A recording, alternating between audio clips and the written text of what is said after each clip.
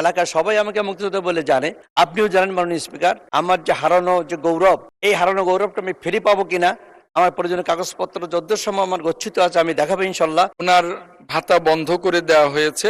ওনার যে কাগজপত্র আছে এই কাগজপত্র গুলো মন্ত্রণালয়ে জমা দিলে আমার মন্ত্রণালয় মাননীয় স্পিকার এ নিয়ে কাজ করবে।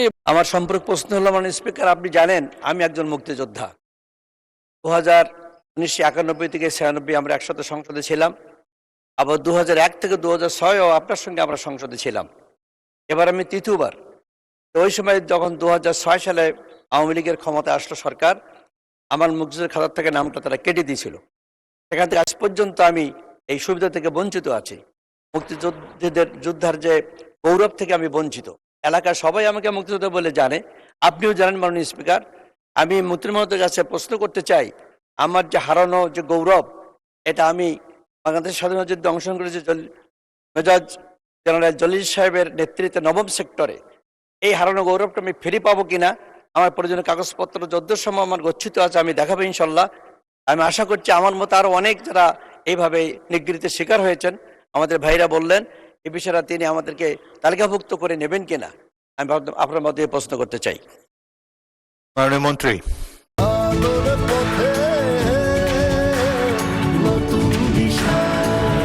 মাননীয় স্পিকার, আপনাকে ধন্যবাদ। আপনার মাধ্যমে মাননীয় সংসদ সদস্যকে ধন্যবাদ। এই অভিযোগটিও ঠিক আগের মতোই, ওনার ভাতা বন্ধ করে দেওয়া হয়েছে।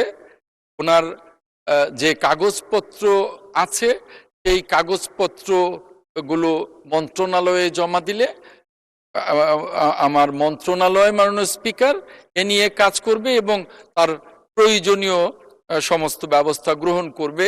আমরা জানি যে অতীতে যারাই বিরোধী দল আমরা করতাম তাদেরই মুক্তিযুদ্ধের সনদ নিয়ে তাদেরকে যেভাবে হয়রানি করা হতো, তাদের সুনামও নষ্ট করা হতো। এই বিষয়ে মুক্তিযোদ্ধা মন্ত্রণালয় কাজ শুরু করেছে। আমি আপনার মাধ্যমে মাননীয় সংসদ সদস্যকে আশ্বস্ত করতে চাই যে ওনার প্রয়োজনীয় কাগজপত্রাদি পরীক্ষা নিরীক্ষা করে এর প্রয়োজনীয় ব্যবস্থা গ্রহণ করব। মাননীয় স্পিকার, আপনাকে ধন্যবাদ।